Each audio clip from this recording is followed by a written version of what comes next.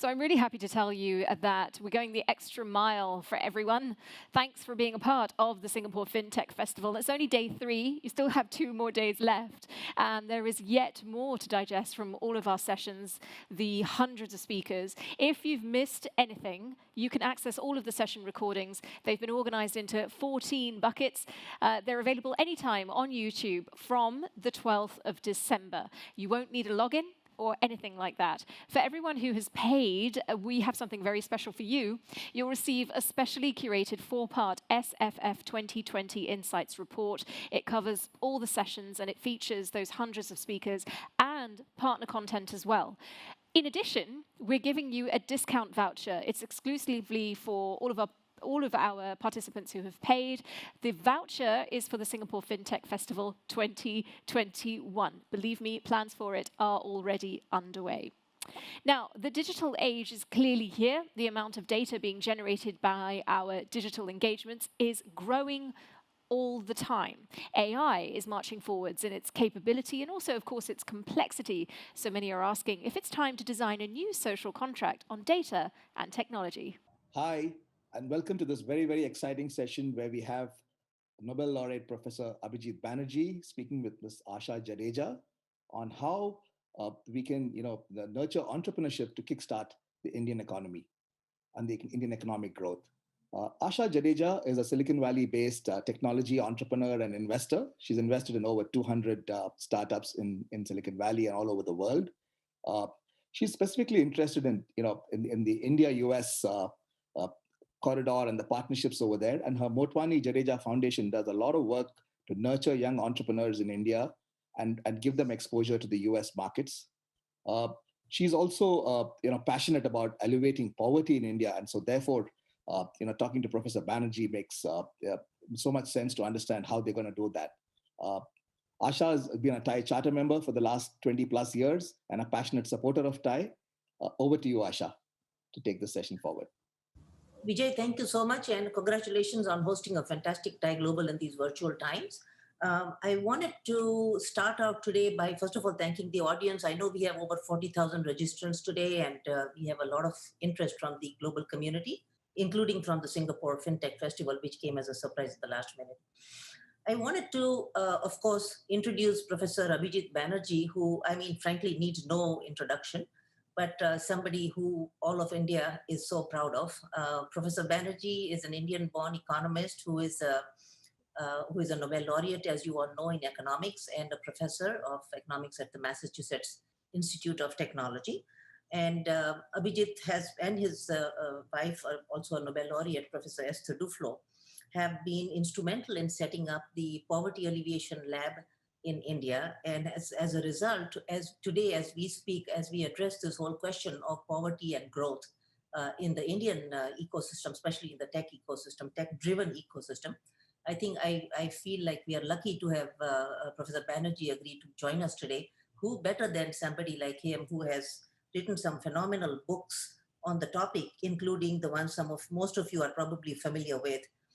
But these include things like Poor Economics, a radical rethinking of a way to fight global poverty, Good Economics for Hard Times, Making Aid Work, What the Economy Needs Now, and various books like this. So I feel that today we are addressing a very unusual topic in an entrepreneurship summit. Normally we talk about sort of opportunities for startups. What are the verticals where startups can make a dent, can actually excel and grow? Which markets can it grow in? We normally talk at this TiE Global or tech summits in general. We talk about what are those openings, what are those new markets where startups can have a growth potential. So today we are doing something very different.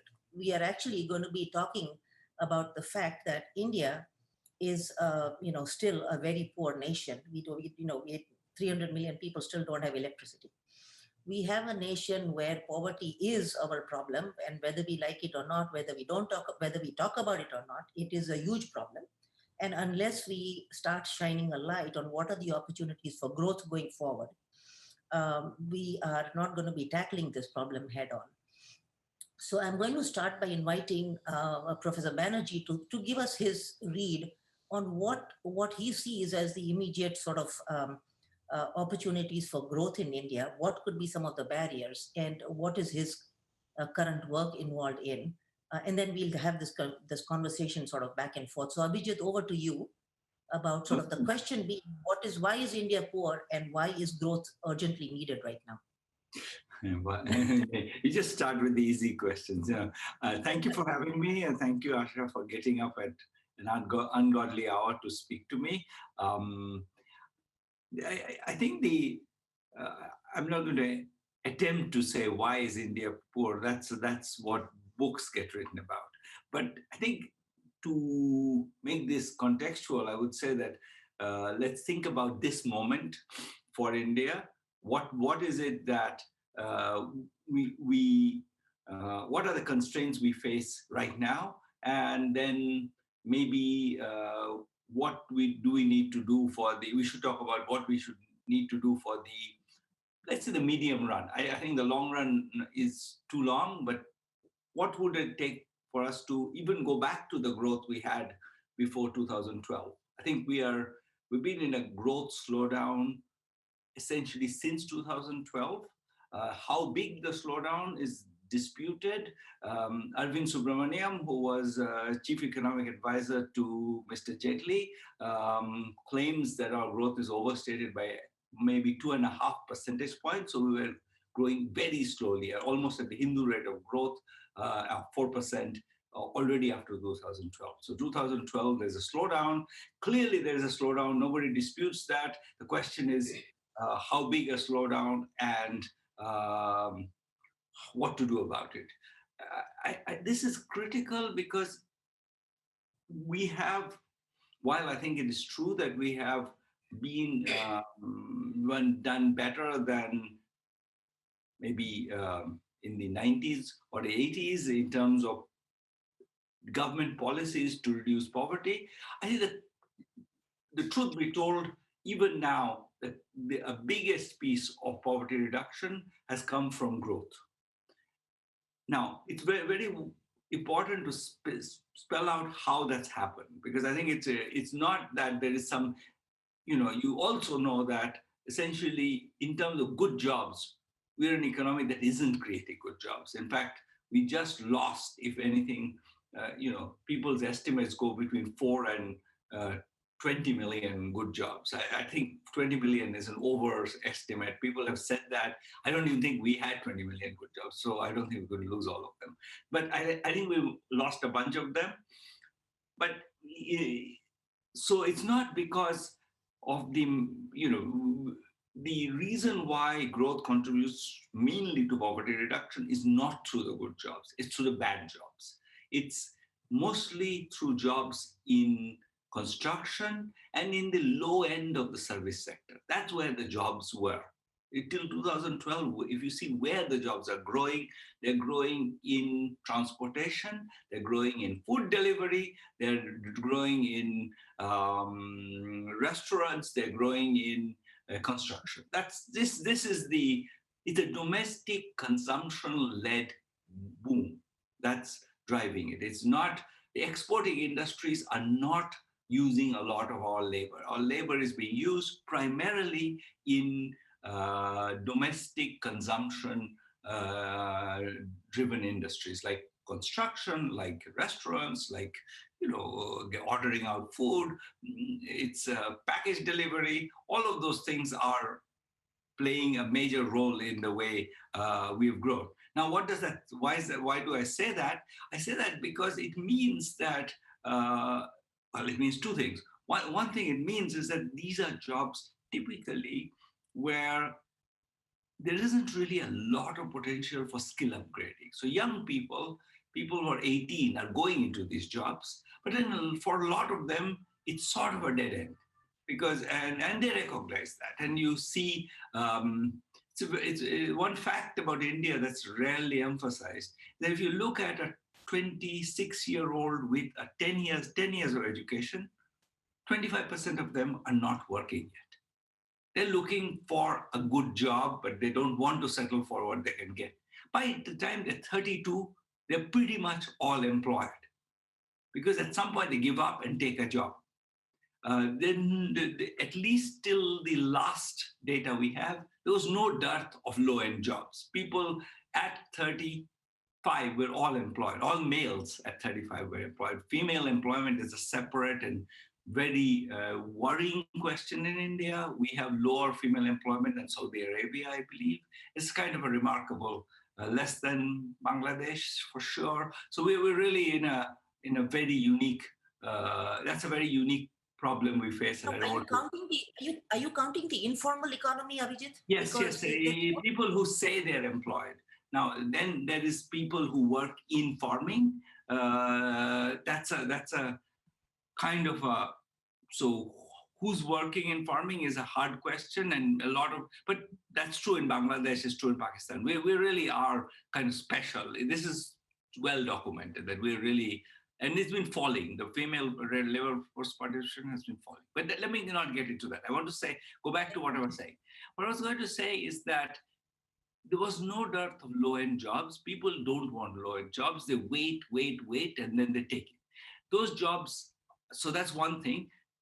The second thing is that those jobs need infrastructure, which we don't actually have. What infrastructure? Well, we need both, I think, a social support infrastructure and residential infrastructure. So if you look at where these people stay, they sleep under their truck, they sleep in the shop, they sleep in the construction site. What does that mean? That means that they really have very uncomfortable lives. They don't stick at any job for very long. After 3 months or even less, they go home.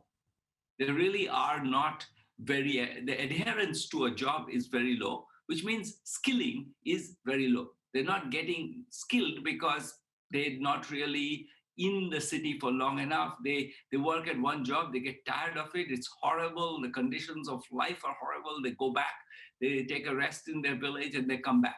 So we know that this very short-term migration means that there isn't really much investment in skill upgrading.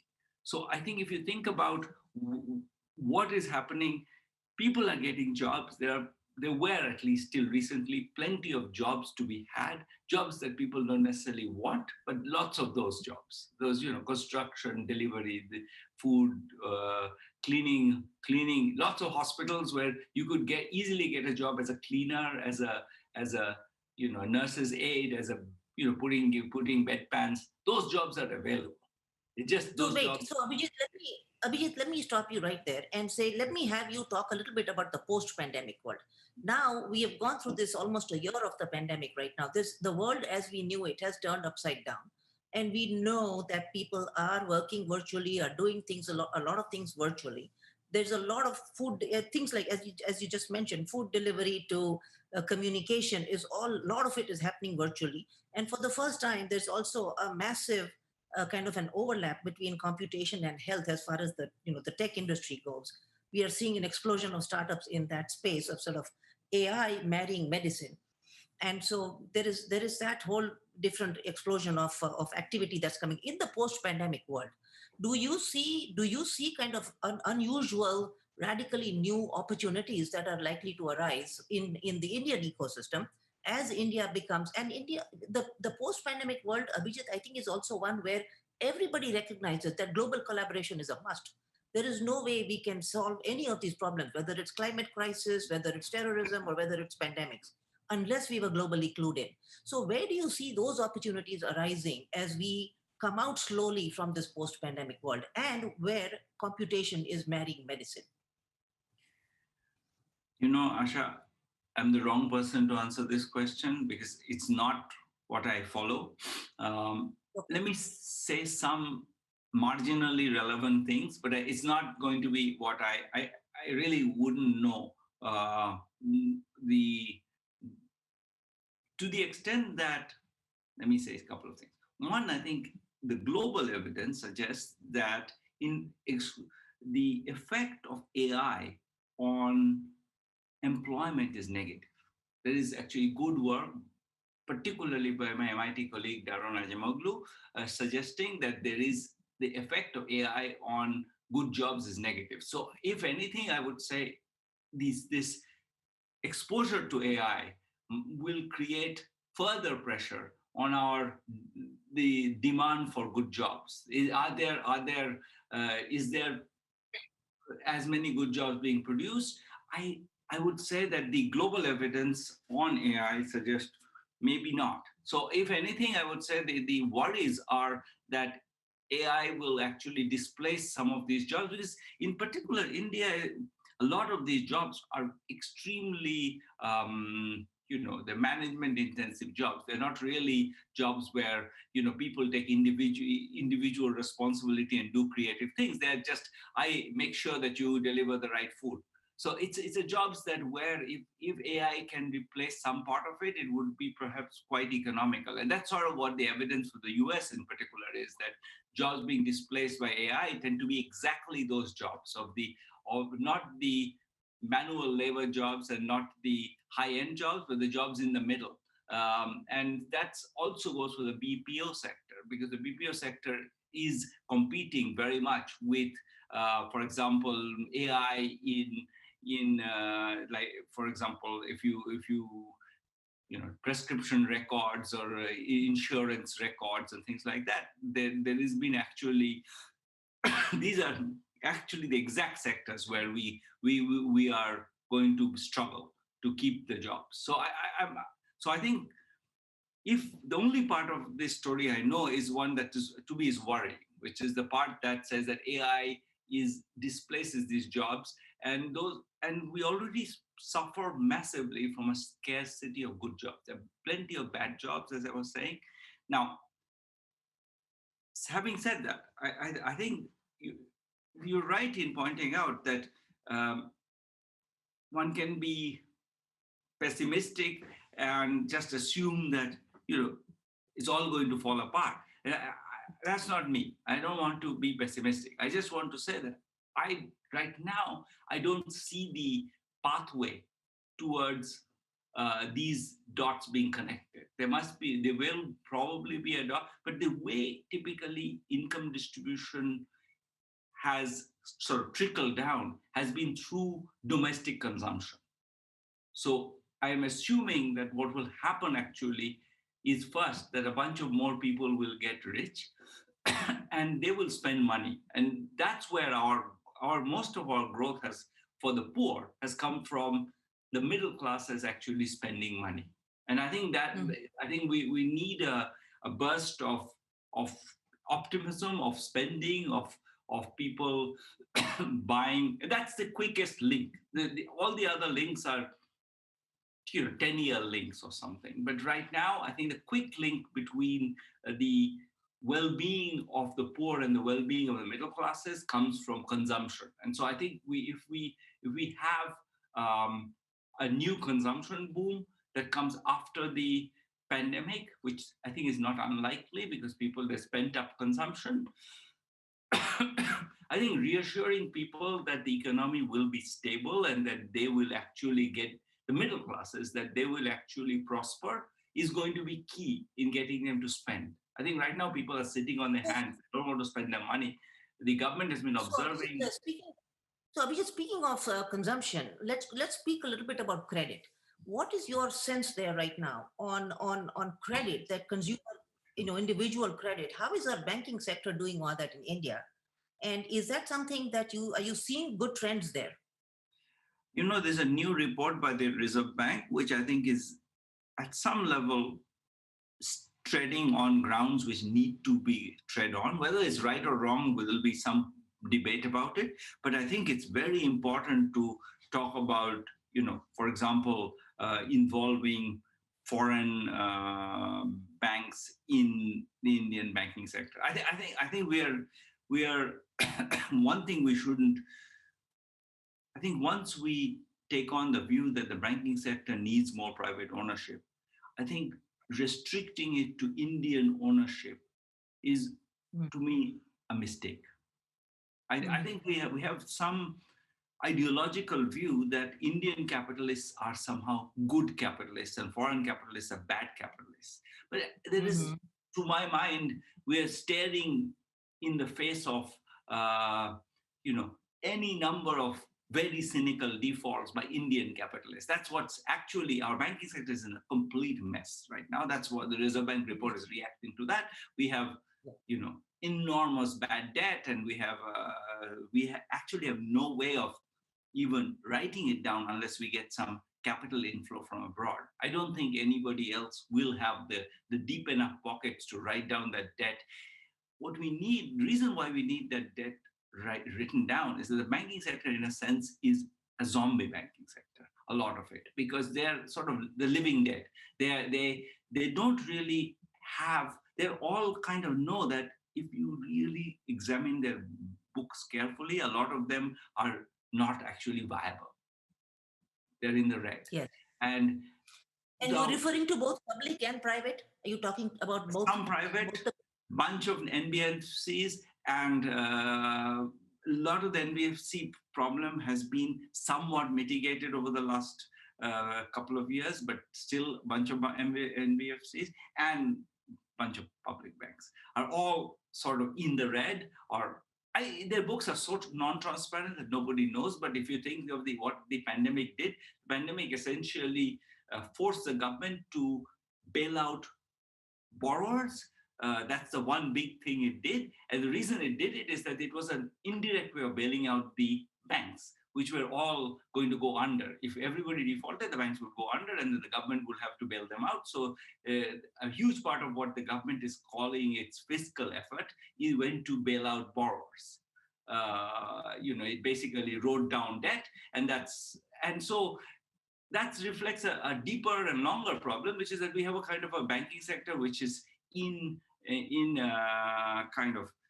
the state of being half dead. They're not lending because they really don't have the capital to lend, because they really are, they have had so much bad debt that they're kind of handicapped. And I think we need an infusion of a huge amount of capital. And that capital can come from abroad much more easily than they're going to come from India. So I think this idea that we're going to be suspicious of foreign capital in banking, I think both overstates how loyal our capitalist class has been. Forgive me for saying this, but they have shown whenever they want to escape to somewhere else with our money or put their money in Mauritius or somewhere else, they've done it, and we know they do it. So why? And I think just our need for capital. I think we are really, the amount of capital we need to recapitalize the banking sector and make it, energetic, willing to lend. I mean, it's banking booms that have coincided with growth booms. When credit was easy, the economy grew, and now credit is expensive. In real terms, India has one of the highest interest rates, and our banking margins are among the highest. The gap between the borrowing rate and the lending rate of banks is among the highest in the world. We really are among, we need to do something about the banking sector. We've been sitting on this problem. I've been writing about this problem since, I would say, 2001 or 2, so 20 years. And the problem has only got worse in those 20 years. I have a question, Abhijit, based on something that I just ran into last week at the Pan IIT conference. One of the things that I saw some of my startups speaking about, which I was asking them, I was like, what do you guys think of the regulation in the Indian, ecosystem, tech ecosystem, that what is stifling your own growth, or what is stifling your aspirations to go public, let's say on NASDAQ, and bringing in profits from outside?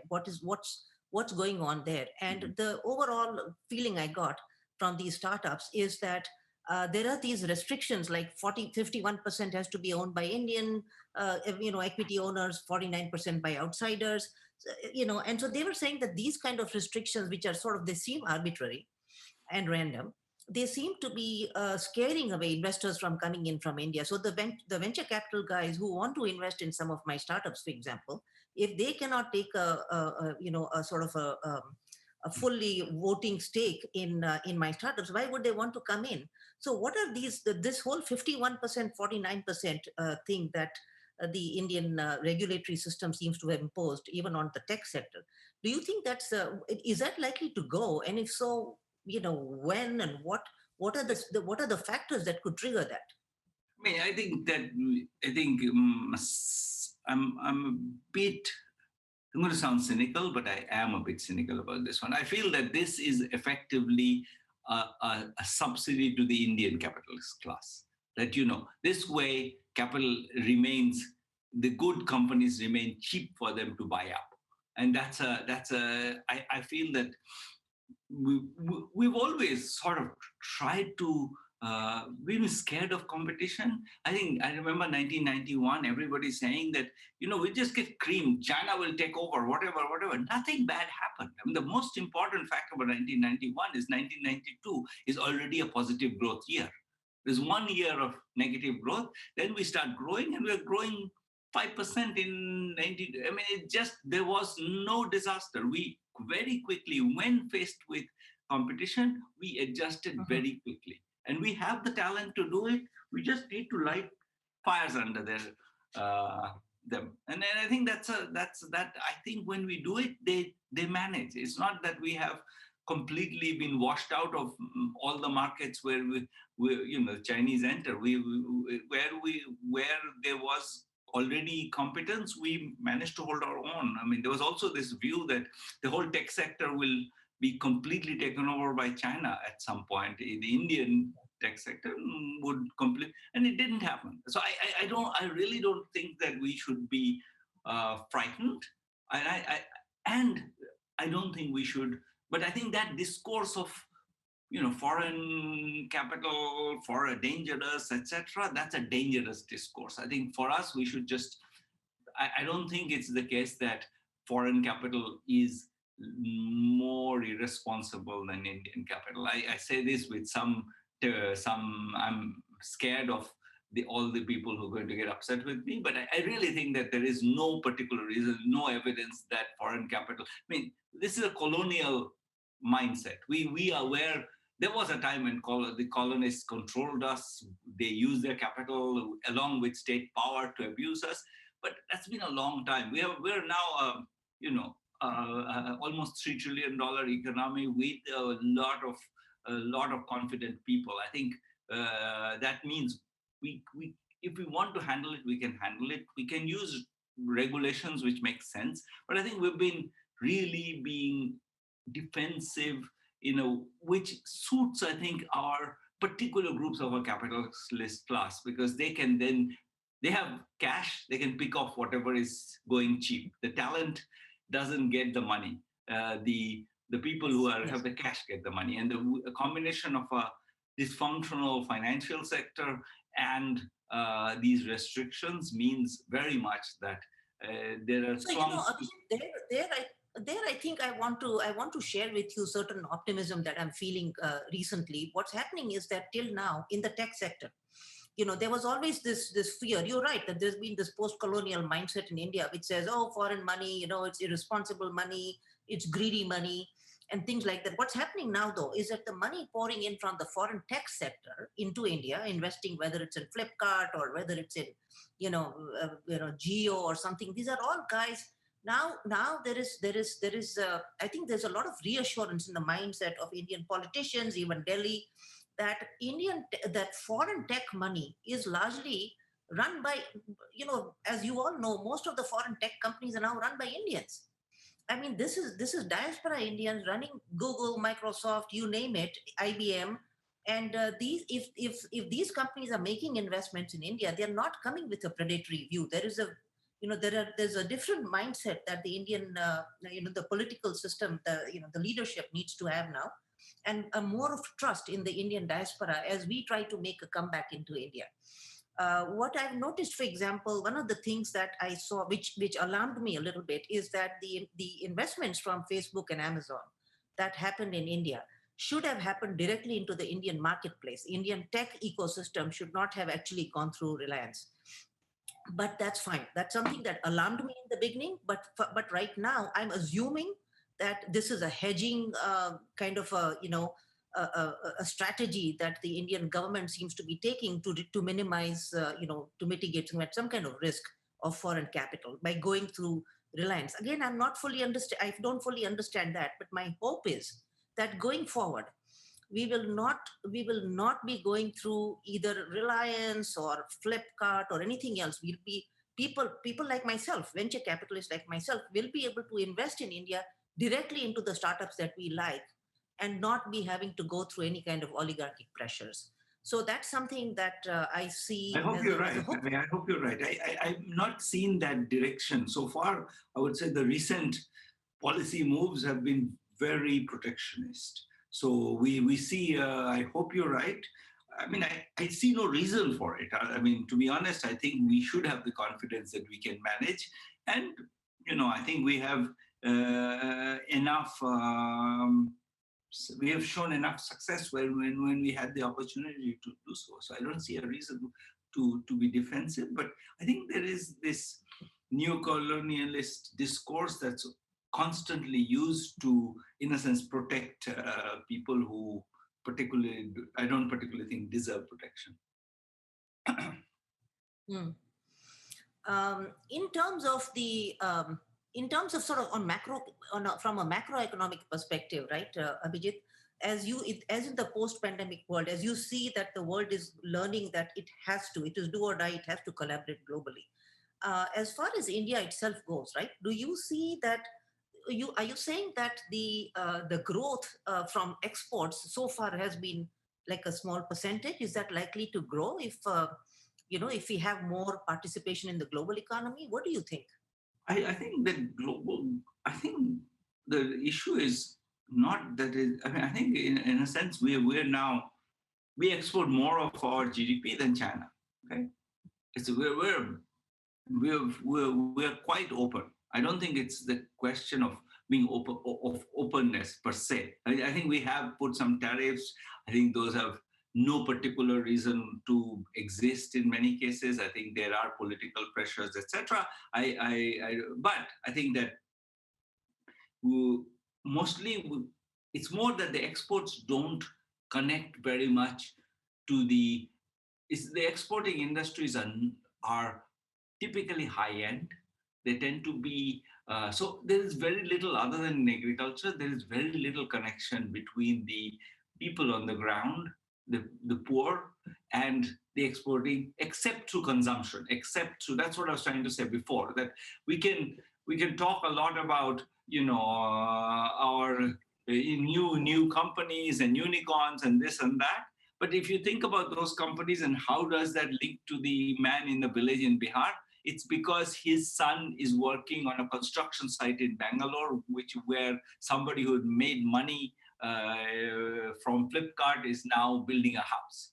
That's the channel. And so I think that's key to understand, that we haven't yet built what China has done, which is a direct, he creates the jobs and the guy from Bihar goes to take that job. That doesn't happen. And we sort of known that for a long time, that to the extent that we are successful, for example, in manufacturing, it's typically like auto parts or something where we have pretty high skilled workers. We don't have like the guy from Bihar who has no education or very little education, very poor education. Those are sort of stuff that I spend my time working on.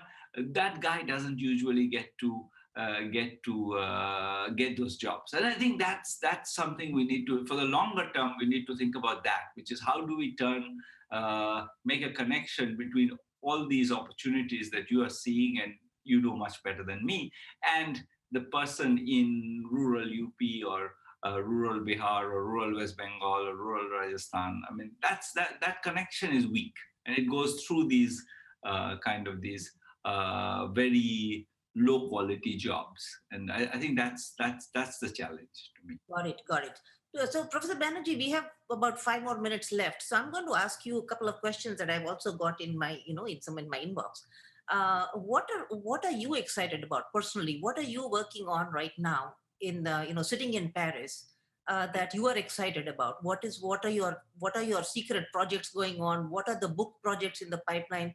Can you share with us? Can you divulge some of that? Yeah, it's not a secret. I mean, I would say I'm very interested in the pandemic has made it very clear that we need to think much more about sort of computer-based education for the masses. And one thing we're working with Pratham on is what's the impact of giving tablets in villages to. So there's a set of things where I think technology has mostly failed, and that's the evidence. But where it has to succeed, we have to make it work. It's not a choice, because I think the relative price of teachers to computers has fallen from 10 to 1 to 1 to 10 or something. It's just computers are so cheap now, and teachers are relatively so expensive that we just have to make it work. So there is innovation going on. There are successes, few success stories, but if you sort of what we haven't yet understood is what is the recipe. It's like one success happens, but we haven't quite pinpointed the recipe for when technology does the job. And we want to sort of push the boundaries of that. If it's really like one specific pedagogy that you implement through a computer, that's too narrow. We need to be able to widen that to allow people to learn in their own ways and create a wider ecosystem of. And there, I think most of the evidence has been, even for example, my MIT colleagues, they came up with the one laptop per child. There are a bunch of randomized control trials of those, which suggest they do nothing. So I think we need to solve that problem. So one thing that excites me is to solve the problem of getting better education. And I think that's a matter of, I think, many things, including some things which have nothing to do with the computer, but have to do with the teachers' attitude towards what material they're using, not to deliver answers, but to provoke questions. And I think that whole changing the entire infrastructure of teaching is especially important for the disadvantaged, because the advantage get it somehow or the other. Their parents teach them. The disadvantaged really need the school system to work better. And I think I'm one thing I've been spending lots of time thinking about in the recent few months actually is on how to get the education system to work better. That I think is going to be critical for I think sharing success without our education system that really works is very hard. And that's sort of what I was saying about the bad jobs being the only option people have. And I think that it connects to that. So I'm interested in skilling and the whole range of issues which have to do with, why do people not want to get skilled? Our skilling investments have mostly been failures. We have a study where we had 538 people, I think, who joined a skilling program. And I think after 6 months, 38 of them were working on the skills that they were given. The rest had just given up. They was just not interesting enough. So I think we have to somehow, part of that is that we don't have, the jobs are not interesting enough, but part of that is also that we are not giving them good skills. So I think that whole skilling ecosystem is one supremely important place to learn more. It is. And I think as far as, the startup ecosystem goes, there is an explosion, Abhijit. Literally, there are hundreds of startups right now in that space that are trying to deliver high quality learning and even livelihood skills to millions in India right now. And it's happening as we speak. And I'm so happy to know that you're working with Pratham, which is one of my favorite NGOs that is delivering with Pratham since late 90s. So we've been working with them forever. They're wonderful. They're absolutely wonderful.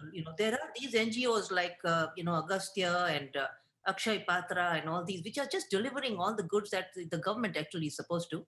But the NGO, the private, the social sector is delivering these goods, which is what tells me that India truly is a rocket ship if allowed to untether. You can just see that when we do our job, we do it extremely well. It's somehow the incentives are distorted and the opportunities are skewed, and we don't use the talent we have.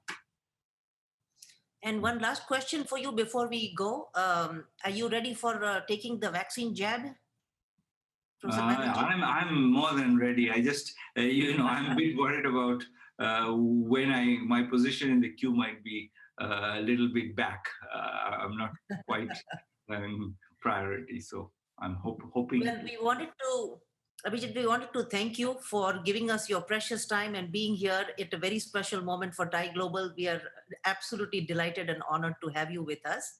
And we wish you all the best for, I know you are running into a next talk, but wish you all the best. And we hope that the pandemic is over soon and we get to see you back in the US or in India. So Both, I hope. happy And night in Paris. thank you. Have a good winter break. Thank you, sir. Thank you. Bye-bye. How lovely to be able to join our partners at the TiE Summit there. That was Asha Jadeja Motwani, who is the founder of the Motwani Jadeja Foundation. And she was speaking to one of India's greatest exports, the eminent economist Abhijit Banerjee, who is a Nobel laureate, and he's from the Ford Foundation, international professor of economics at the Massachusetts Institute of Technology. Yes, India is very proud of him indeed. And that was a very, very insightful talk on data and technology, and it was lovely to listen into it. It is all we've got. We have lots coming up here on the channel, but I want to remind you that you can catch a lot of our videos on demand, so do have a look around our event page. And with that, I want to remind you that as a thank you for being a part of the Singapore FinTech Festival 2020, you can get access to our hundreds of sessions, all of our speakers. Anything that you missed will be available on YouTube from the 12th of December. You won't need a login. And for all of our paying delegates, we have something in particular for you. You'll receive a specially curated 4-part SFF 2020 Insights report. It covers all of the sessions, the speakers, and the partners' content. You'll also get an SFF 2021, because we're already planning discount. That voucher is exclusively for you.